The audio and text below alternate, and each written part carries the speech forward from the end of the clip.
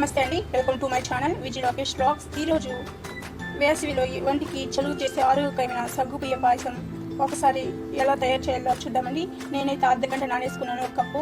ఆ కప్పు అర్ధగంట నానేసుకొని నీళ్ళతో ఒప్పేసి ఇలా పెట్టేసుకున్నానండి. ఒక అర్ధగంట నానితే చాలండి, ఇలా పొడి పొడిగా వచ్చేస్తుంది. దీన్ని ఇప్పుడు పాయసం ఎలా చేయాలో చూద్దామండి. ఇప్పుడు స్టవ్ ఆన్ చేసుకొని ఒక కడాయి పెట్టేసుకుందామండి. డ్రై ఫ్రూట్స్ వేయించుకుందాం. 1 స్పూన్ నెయ్యి వేసుకుందామండి. ఇప్పుడు డ్రై ఫ్రూట్స్ అంతా వేయించుకుంటారు. ఇప్పుడు జీడిపప్పు 4, కిస్మిస్,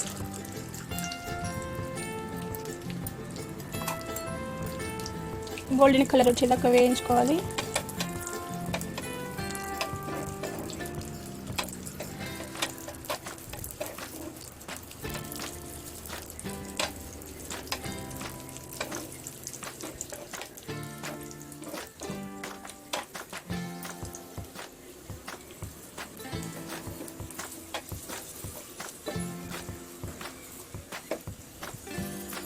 ఇప్పుడు వేయించుకున్న డ్రై ఫ్రూట్స్ని పక్కన పెట్టేసుకుంటారండి. ఇలా కాగబెట్టేసుకున్న 2 కప్పుల వాటర్లోకి సగ్గుబియ్యం నానబెట్టేసుకున్నాం కదండి, ఆ సగ్గుబియ్యాన్ని దీంతో యాడ్ చేసేసుకుందాం.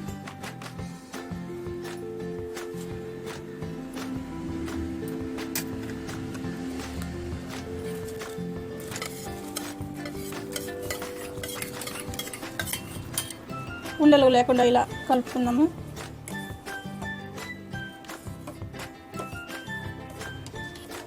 ఇది ఉడకాలి.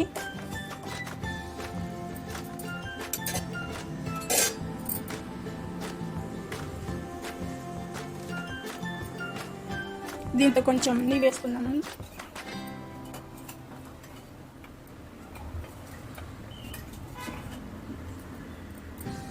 మనం రైస్ చేసుకునేటప్పుడు కొద్దిగా ఆయిల్ వేస్తాం కదండి, విడివిడిగా వచ్చేదానికి. అలా దీంతో నెయ్యి కొద్దిగా వేస్తున్నాను.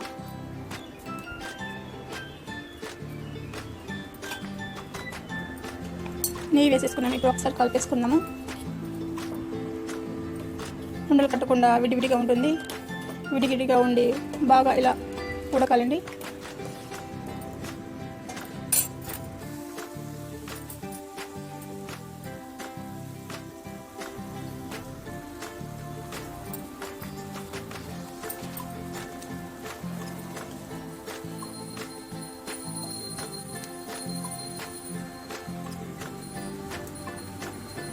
మీరు కూడా పిల్లలకి చేసి పెట్టండి, ఎంతో ఇష్టంగా తింటారండి.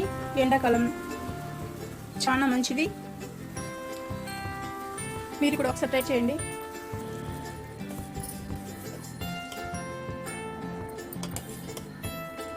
చూడండి, విడివిడిగా ఉంది, ఉడికిపోయింది.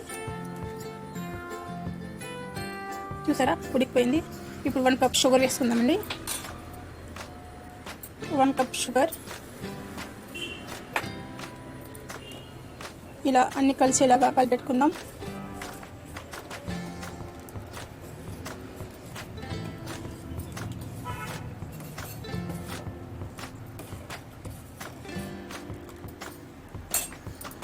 చూడండి, షుగర్ అంతా కరిగిపోయింది. కొద్దిగా ఇప్పుడు ఇలాచి పౌడర్ వేసుకుందాం. నేను 1/2 స్పూన్ వేసుకుంటున్నాను. ఇప్పుడు పాలు కాంచి చల్లారి పెట్టుకున్న పాలని యాడ్ చేసుకుందామండి.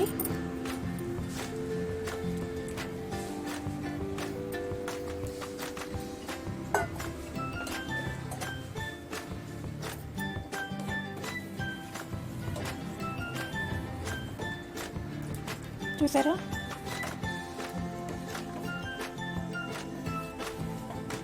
ఒక 10 నిమిషాలు మరిగిద్దామండి. చూడండి, కొద్దిగా చిక్కగా అయింది.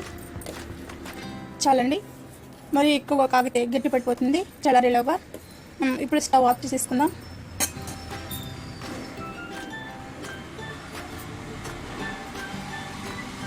ఇప్పుడు మనం డ్రై ఫ్రూట్స్ యాడ్ చేసేసుకుందాము.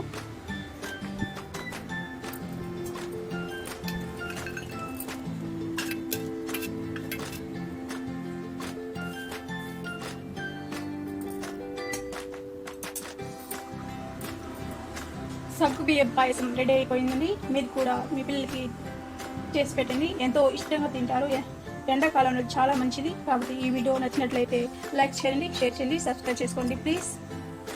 మరో మంచి వీడియోతో మళ్ళీ కలుద్దాం ఫ్రెండ్స్.